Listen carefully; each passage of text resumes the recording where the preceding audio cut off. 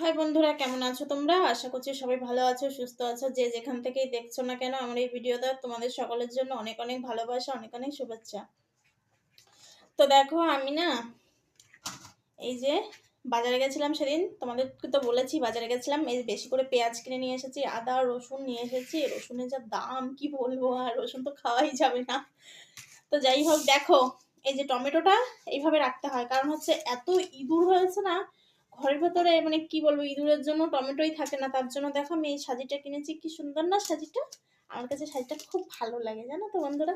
দেখো এর মধ্যে আমি টমেটো রেখে দিই, তাহলে আর ইঁদুরে খেতে পারে না। এই যে কাঁচা লঙ্কা, কাঁচা লঙ্কা কিনে নিয়ে এসেছিলাম। কে খাবে কাঁচা লঙ্কা? চলে এসো। তো আজকে রান্না কি করব তোমাদেরকে বলছি। আজকে রান্না করবো হচ্ছে মাংস, চিকেন। তো তার জন্য আমি এখানে দেখো লঙ্কা লাল লাল দেখে বেছে নেব। কিছু কাঁচা লঙ্কা দেবো, কিছু শুকনো লঙ্কাও দেবো। তো দেখো এই লাল দেখে আমি কাঁচা লঙ্কাগুলো বেছে নিচ্ছি। আজকে চিকেন রান্না করব। আর টমেটো ছাড়া তো আমার মাংস খেতে ভালোই লাগে না, একটা টমেটো দেবো। এই যে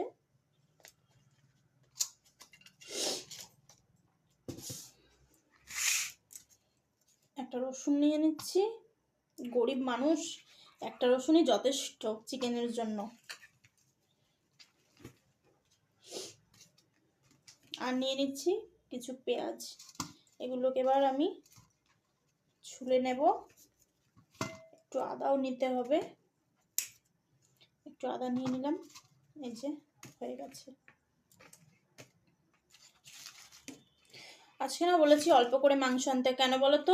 এখন তো রাত্রেবেলা রান্না করব একবার, তো তার জন্য বলেছি মাংস অল্প আনতে, কারণ বেশি আনলে সেটা রয়ে যাবে, সকালবেলা খেতে হবে। আর বাসি খাবার আমাকে খেতে ডাক্তারবাবু বারণ করেছে, তোমরা তো জানো আমার শরীর ভালো না। তো তার জন্য বলেছি অল্প করে মাংস আনতে। তো হয়ে গেছে, এগুলো নিয়ে এগুলো আমি রেখে দিই।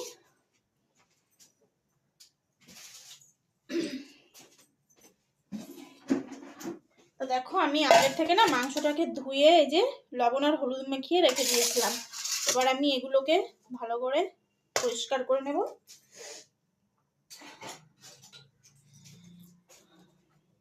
তারপর রান্না হবে চিকেন। তো রবিবারে একটু চিকেন না হলে কি আর চলে বলো?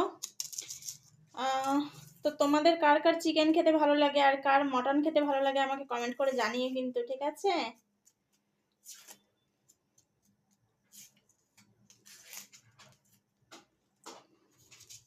তো আমি কাজগুলো সেরে নিই, তোমরা পাশে থাকো।